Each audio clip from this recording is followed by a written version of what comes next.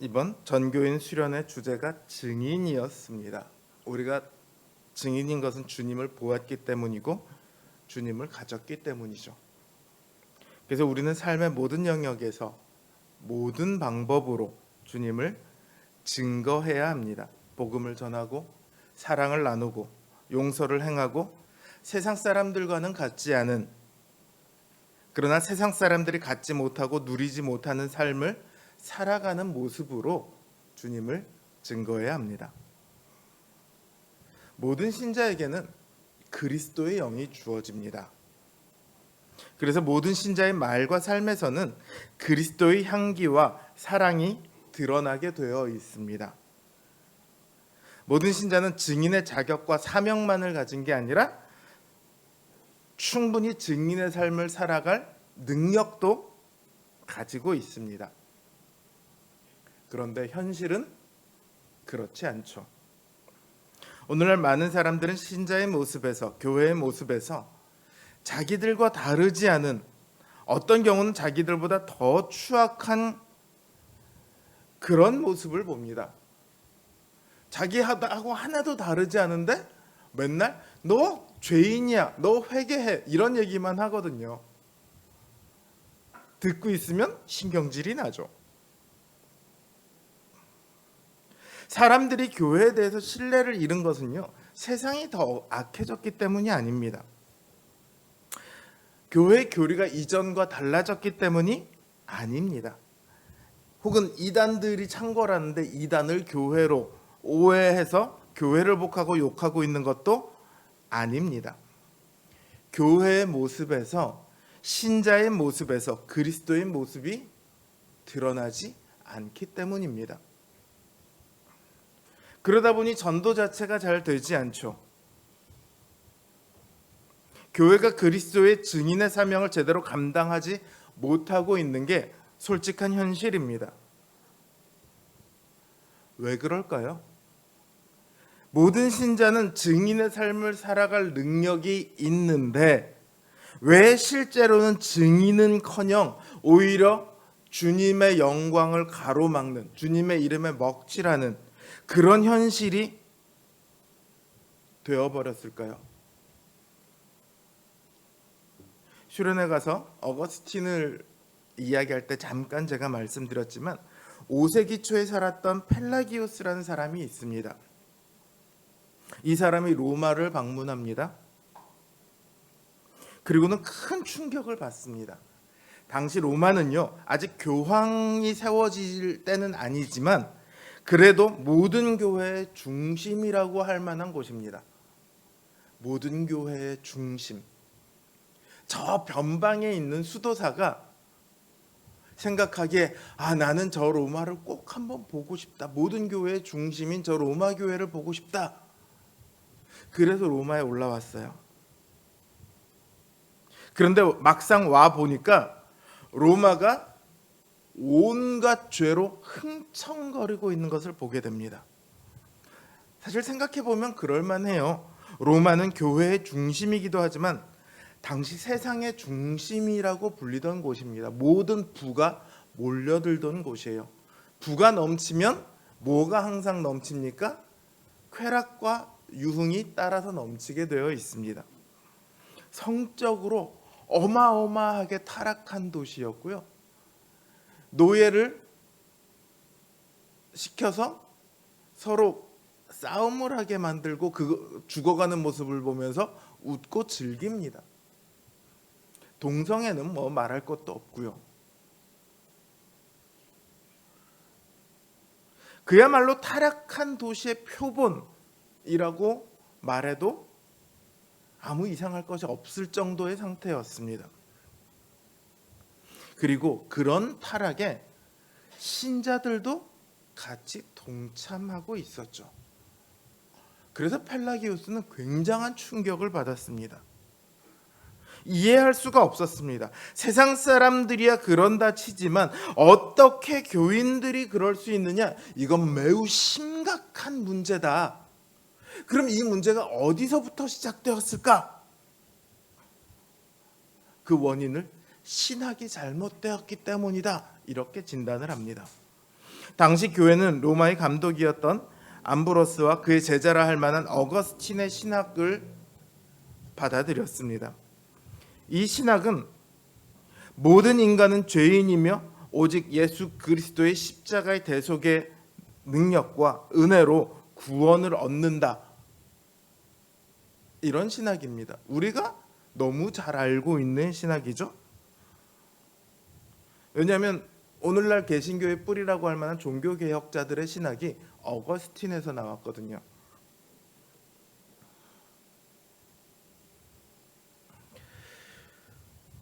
사실 오늘 교회 개신교를 보면서도 이런 질문을 던지는 사람들이 많이 있습니다. 행위로 구원을 얻는 게 아니라 은혜로 구원을 얻어? 그래서 구원을 얻었다고 하는 사람들이 대충 막 살고 있는 거 아니냐, 이런 문제 제기를 하죠. 펠라기오스 역시 똑같은 문제 제기를 합니다. 그래서 인간은 은혜로 구원을 얻는 것이 아니라 자기의 행한 대로 심판을 받는다. 선을 행한 사람은 구원을 얻고 악을 행한 사람은 심판을 받는다. 근데 이렇게 하려면 뭐가 있어야 되죠? 인간이 선을 행할 능력이 있어야 되죠. 그러니까 어디까지 나가냐면 아담의 죄는 아담 자신에게만 영향을 미쳤을 뿐이고 후손들에게 아무 영향을 미치지 않았다. 인간의 부패, 오염 이런 건 없다. 모든 인간은 선을 행할 능력이 있고 그 행함에 따라서 하나님의 심판을 받게 된다. 원죄를 부정하는 거예요.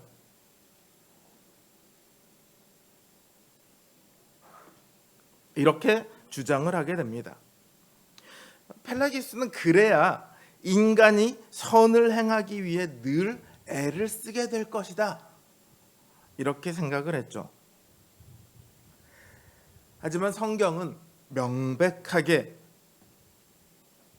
아담의 죄와 인간의 부패와 모든 인간이 죄에 빠져 있음을 선언합니다.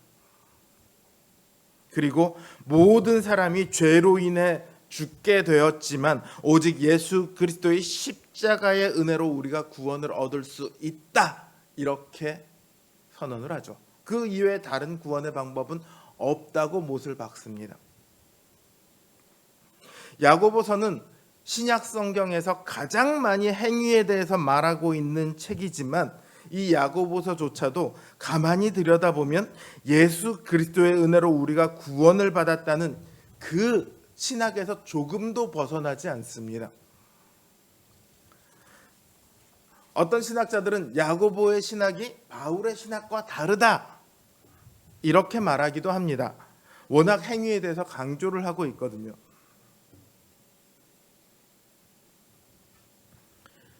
그러나 야고보 사도는 바울의 신학이 문제다, 바울의 신학이 잘못되었다, 이렇게 말하지 않습니다. 바울과 다른 신학을 주장하지도 않습니다. 야고보 사도는요, 교인들이 경건하게 살지 못하는 이유를 신학이 잘못되었기 때문이다, 이렇게 진단하지 않습니다. 그럼 어디서 그 문제를 찾느냐? 사람들의 믿음이 문제다. 사람들의 믿음에서 문제를 찾습니다. 믿음에 문제가 있어서 그 삶이 경건하지 못하다, 이런 거죠. 오늘날 교회가 그 모습을 제대로 보이지 못하고 있는 것은 교회가 따르고 있는 신학에 문제가 있기 때문이 아니라 성도들의 믿음에 문제가 있기 때문입니다. 그런 문제가 있는 믿음을 두고 야고보 사도는 뭐라고 얘기하냐면 죽은 믿음이다, 이렇게 말을 합니다. 굉장히 놀라운 이야기입니다. 기독교에서 믿음은요, 생명과 관련된 단어입니다. 죄로 죽었던 자들이 생명을 얻게 되는 열쇠가 바로 믿음입니다. 그래서 살아있는 믿음, 살리는 믿음, 이런 식으로 표현하는 게 일반적이죠. 그런데 그런 믿음을 두고 야고보 사도는 죽음이라는 단어와 결합시킵니다. 죽은 믿음, 혹은 다른 말로 하면 죽이는 믿음이라고도 할 수 있겠죠.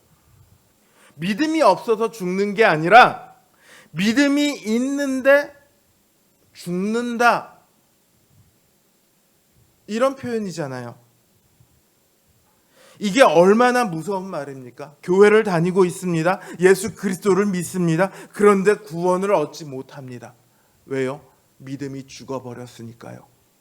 믿음이 죽어버렸으니까 이 믿음은 더 이상 아무런 기능도 하지 못합니다. 예수 그리스도를 믿는다고 자신은 생각하지만 실제로 그 사람의 안에서 그 믿음은 죽어버렸습니다. 그러니 결코 자기를 구원할 수 없습니다. 자기를 구원할 수 없는데 그 삶에서 어떤 능력이 나타날 수 있을까요? 아무런 능력도 보여줄 수 없습니다. 경건은 기대할 수도 없겠죠. 이게 야고보 사도가 지금 편지를 보내는 교회에 산적해 있는 문제입니다. 그때만 문제입니까? 아니요. 교회의 역사 속에서 이런 죽은 믿음이 없었던 적은 단 한 번도 없습니다. 늘 실제로 교회 안에 존재합니다. 오늘 우리 안에도 이런 일이 발생할 수 있습니다. 그러니까 우리는 어떻게 해야 하느냐? 우리의 믿음이 살았는지 죽었는지를 늘 확인해 보아야 합니다.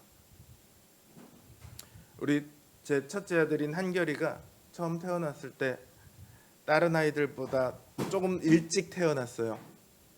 한 달 정도를 일찍 태어났어요. 그래서 몸무게도 작았어요. 의사 선생님이 말하기를 만약에 한결이가 100g, 200g만 더 작았으면 인큐베이터에 들어가 있어야 됐을 거다, 이렇게 얘기할 정도로 몸무게가 작았어요. 그래서 실제로 한결이는 자라는 동안에도 또래에 비해서 키나 몸무게가 작은 편에 속했습니다. 지금은 아니지만 지금은 또래에 비해서 우량아가 되었지만 그랬어요.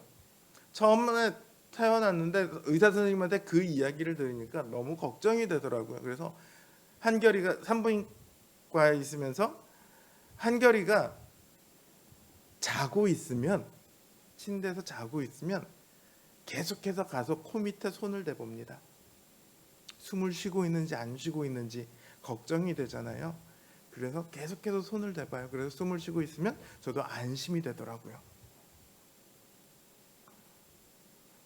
우리도요, 우리의 믿음이 잘 살아있는지 늘 확인해 봐야 합니다. 2011년도에 EBS에서요, 놀라운 프로그램 하나를, 엄청난 인기를 끈 프로그램 하나를 만듭니다. 제목이 뭐냐면 0.1%의 비밀이라는 프로그램입니다. 혹시 보신 분이 있을지도 모르겠는데요. 고등학생 중에서 전국 몇백 등 안에 드는 그야말로 0.1%에 해당하는 학생들을 찾아서 왜 그들은 공부를 잘할까, 그 원인을, 비밀을 밝혀내겠다, 이런 프로그램이었어요. 0.1%면요 전교 1등으로도 안 돼요. 전국에서 700등, 800등 뭐 이 정도 해야 된다고 합니다. 엄청나죠? 그러려면 한 4-5개 학교에 통틀어서 1등을 해야 거기에 해당할 수 있어요. 그런 학생들을 모아서 공부 잘하는 비밀이 뭔지를 알아내고 그걸 알려준다. 얼마나 많은 사람들이 그걸 보겠습니까? 누가 가장 열심히 봤을까요? 학부모님들이 가장 열심히 봤죠. 그 다음에 수험생들, 이제 고3, 재수 뭐 이렇게 하고 있는 수험생들이 열심히 봤겠죠. 그 비밀이 무엇이었을까요? 여러분들은 공부 잘하는 비결이 뭐라고 생각하십니까? IQ? 머리가 좋아야 할까요? 아니면 하루에 공부를 몇 시간 하느냐, 이거일까요? 아니면 부모의 학력이나 직업일까요? 부모의 소득 수준일까요? 여러분은 어떤 게 성적에 영향을 미쳤을 거라고 생각하십니까? 잠깐만, 가장 최근에 대학을 다닌 사람이 아직 다니고 있는 권지현하고 졸업한 지 얼마 안 되는 남아연하고 졸업한 지 좀 됐나? 자, 우리 청소년 상담도 하고 있는 남아연 씨, 어떤 게 가장 큰 영향을 미쳤을까요? 머리, IQ. 어? 공부 머리. 머리 중에서도 공부 머리. 그런 머리가 있을 거다. 없지는 않아요, 분명히. 그런데 모든 거를 비교해 봤더니 이거다라고 답을 내릴 수 있는 게 없더래요. IQ 더 좋은 애들이 공부를 못하는 경우도 있고요. 공부를 0.1%에 들어가는 아이들 중에, 학생들 중에 IQ가 낮은 친구들도 있었습니다. 어떤 친구는 집이 어마어마한 부자인가 하면 어떤 친구는 집이 가난해요. 어떤 친구는 부모가 박사, 교수 이런 친구인가 있는가 하면 어떤 친구는 부모가 고등학교 졸업자 혹은 고등학교도 졸업하지 못한 그런 경우도 있습니다. 보통 우리는 세상 사람들이 공부를 잘하기 위해서는 부모의 학력이 중요하다. 그래야지 과외도 시키고 재산도 중요하고 학력도 중요하다. 부모가 공부를 잘했던 사람이라면 아이도 공부를 잘할 가능성이 높다. 뭐 이런 얘기도 하고 환경의 문제다 이렇게 얘기하기도 하고. 근데 그게 다 아니더래요. 제작진이 완전히 혼란에 빠졌어요. 그래서 제작진이 처음 생각했던 것과 너무 다르니까 이 아이들의 생활 모습을 유심히 관찰하기 시작합니다. 그랬더니 이 학생들에게 공통점이 하나 있더래요. 어떤 공통점이냐면 쉬는 시간만 되면 이 친구들이 하는 게 있어요. 뭘 했을까요? 기도를 했을까요? 쉬는 시간에도 공부를 했을까요? 친구들에게 설명을 해주고 있더래요. 친구들이 물어보면 설명을 해준대. 전교 1등이잖아요. 전교 2등이 와서 물어보면 설명을 해주고 전교 꼴찌가 와서 물어봐도 설명을 해준대요.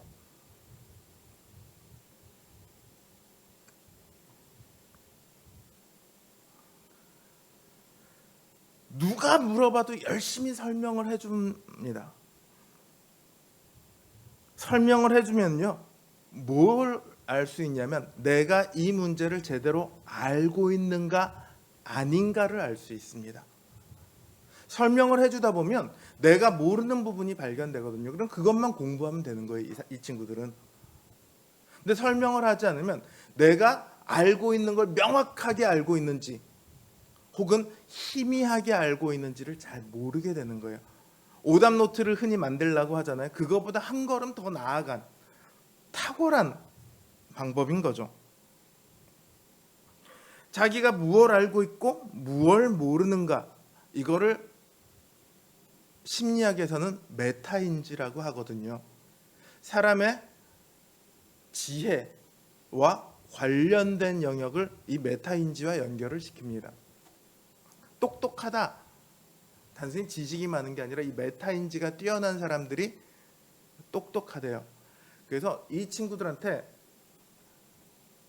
뭘 시키냐면 암기 단어 40개를 주고요, 불러줍니다. 그리고 몇 초가 지나서 몇 개나 외웠는가를 테스트를 해요. 40개를 불러주는데 몇 개를 맞출까요? 대체로 13개에서 17개 이 사이를 맞춘답니다. 그 아이들만 그런 게 아니라 다른 애들도 그렇더래요. 비슷한 암기력을 가지고 있는 거예요. 근데 무슨 차이가 나냐면 맞추기 전에 다 들었어요. 답을 쓰기 전에 내가 몇 개 정도를 맞출 수 있는가를 말을 해보라고 합니다. 똑똑한 아이들은 내가 15개를 맞출 것 같습니다라고 얘기하면 실제로 그 수를 맞춘대요. 그러니까 자기의 능력을 정확하게 아는 거죠. 자기의 상황을 정확하게 알고 있는 거죠. 갑자기 설교가 공부 잘하는 특강이 되어버렸습니다만, 저는 우리의 믿음도 그렇다고 생각을 합니다. 하나님께서 우리에게 시험을 주시잖아요. 그럼 그 시험을 통해서 늘 뭐가 드러나냐 하면 내 믿음이 어디서 흔들리는지, 어디서 막히는지를 알게 됩니다. 시험이 되는 지점이 늘 어디냐면, 하나님 다 되는데 이건 안 돼요라고 하는 지점. 늘 거기가 시험거리가 되는 거예요. 그러니까 이 시험을 맞이하면 우리의 믿음이 어디가 부족한지를 알게 되는 거죠. 그런데 이 시험보다 우리 믿음의 수준이 훨씬 더 잘 드러나는 곳이 있습니다. 그게 어디일까요? 우리 삶의 모습입니다. 여러분이 길을 가다가 너무 더워서 음료수 자동 판매기에 돈을 딱 넣고 콜라 딱 버튼을 눌렀습니다. 그런데 콜라가 안 나와요. 다른 음료를 막 눌렀습니다. 딴 것도 안 나와요. 그럼 돈이라도 나와야 되는데 반환 버튼을 눌렀는데 돈도 안 나옵니다. 그럼 여러분들 어떡하겠어요? 아마 대부분의 한국인들의 행동은 공통적으로 쾅쾅, 발로 쾅쾅 그러겠죠. 흔들어 보기도 하고 에이 막 욕을 하면서 갈 거예요. 자판기가 어떻게 된 거죠? 고장난 거죠. 하나님께서 우리의 삶에 믿음을 넣으셨어요. 그런데 그 믿음에 따르는 결과물이 안 나와요. 그럼 어떻게 된 거죠? 고장난 거죠. 믿음이 고장난 거예요. 그러니 그 삶에 모습이 안 나오고 있다면, 믿음에 따르는 모습이 안 나오고 있다면 그 삶은 어떤 거다? 고장난 거다. 그걸 야고보 사도는 믿음이 죽어버렸다 이렇게 얘기를 하고 있는 거예요. 오늘 야고보서 본문을 보면 긍휼을 베풀지 않는 것에 대해서 매우 심각하게 비판하고 있습니다. 너희가 딴 건 다 지켰는데 이것만 안 했다고 생각하냐? 그래서 얼마든지 변명거리가 있다고 생각하냐? 헛소리하지 마라. 율법은 다 지켜도 하나 안 지키면 그걸로 모두를 안 지킨 죄인이 되는 거다. 너희가 긍휼을 베풀지 않으면 너희도 긍휼 없는 심판을 받게 될 거다. 이렇게 얘기를 하죠. 너희는 왜 가난한 자들을 돌아보지 않느냐? 너희는 왜 가난한 자들을 무시하느냐? 저는 이 말씀을 보면서 제 자신을 생각했습니다. 누군가 와서 어려움을 이야기할 때 우리가 흔히 많이 쓰는 말이 있습니다. 네, 기도하겠습니다. 기도하겠다는 말이 잘못된 말 전혀 아니에요. 그런데 야고보 사도가 지금 이 말을 어떤 의미에서 하고 있냐면, 너희는 왜 가난한 형제들이 굶주리고 있는데 그들에게 너희 손에 있는 빵은 주지 않으면서 예 기도하겠습니다 이렇게 이야기만 하고 있느냐, 이 지적을 하고 있는 거예요. 우리가 형제들을 위해서 기도해야 하는 것은 너무도 당연하죠. 근데 형제가 지금 굶주려 죽어가고 있는데, 형제가 너무 아파하고 있는데 정작 내가 줄 수 있는 것은 주지 않으면서 내 것은 나를 위해 쓰기로 이렇게 따로 빼두고 예 하나님께 기도하겠습니다 이렇게 말하고만 있느냐? 그거는 긍휼이 없는 거다. 잘못된 거다. 네가 그렇게 행하고 있다면 너의 믿음은 죽어버린 거다. 이렇게 얘기하고 있는 거예요. 형제를 긍휼히 여기고 사랑하는 마음으로 대하는 것이 아니라 마치 사회생활하듯이 적당한 말과 예의 있는 행동으로 대하고 있는 것은 아니냐는 거죠. 사실 오늘날 교회에 너무 흔한 모습 아닌가요?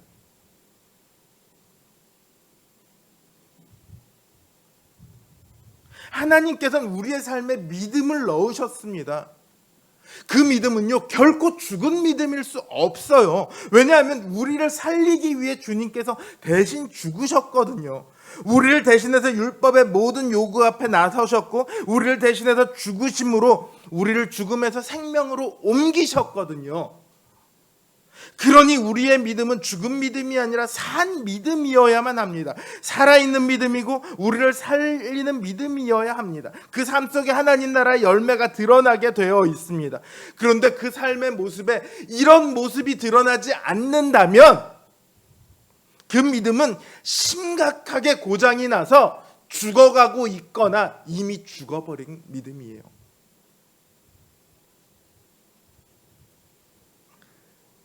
행실이 없는 삶은 우리 안에 있는 믿음이 살아서 움직이지 않는다는 증거입니다. 야고보 사도의 표현을 빌리자면 죽어버린 믿음이고 헛된 경건이고 두 마음입니다. 믿음이 죽어버리는 이유는 단 한 가지입니다. 그 마음이 하나님에게서 벗어나는 거예요. 그리스도보다 세상이 더 좋은 거예요.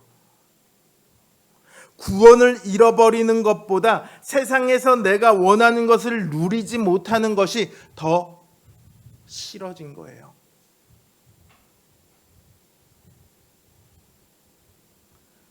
두 마음이 되어버린 거죠.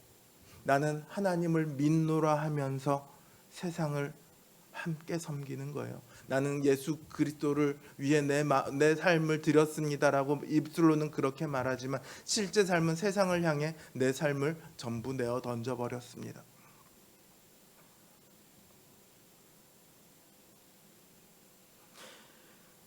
두 마음은 하나님 앞에서 있을 수가 없습니다. 예수 그리스도께서 우리를 향해 자신을 내어주실 때 자신의 일부를 내어주신 게 아니에요. 자신의 전부를 다 내어주셨다고요. 믿음은 우리를 향해 전부를 내어주신 그 주님을 우리가 받아들이고 이제 우리의 삶을 전부 다 하나님 주님께 내어드리는 것, 그게 바로 믿음입니다.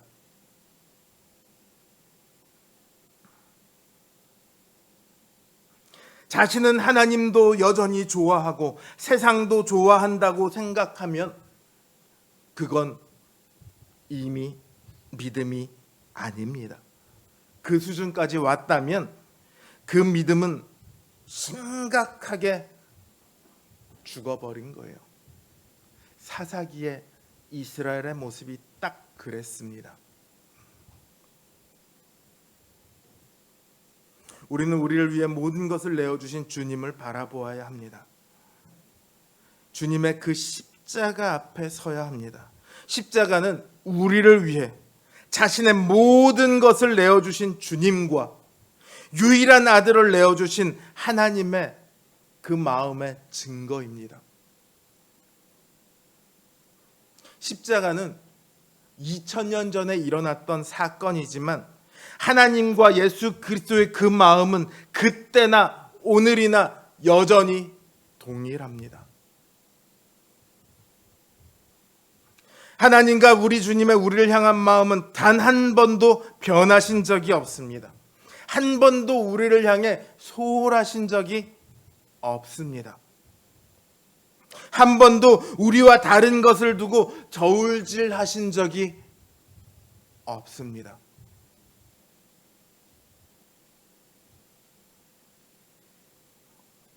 언제나 우리를 위해 자신의 모든 것을 내어주겠노라,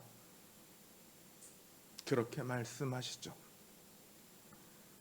이제 곧 성찬을 거행할 것입니다. 성찬은 오늘 우리 삶 속에 일어나는 십자가 사건입니다. 하나님께서 그 아들을 우리를 위해 내어주시는 사건입니다. 예수 그리스도께서 우리를 위하여 자신의 모든 것을 내어주시는 사건입니다. 이 성찬 가운데 주님과 하나님의 마음이 담겨 있습니다. 그 마음을 우리가 받아들이시길 바랍니다. 그게 바로 믿음입니다. 주님께서 이 성찬을 통해 우리의 믿음을 다시 살리시기를 원합니다. 우리의 믿음을 굳건하게 하시고 우리의 삶 속에 그 믿음의 결과물들이 나타나도록 도우시길 원하고 또 원합니다.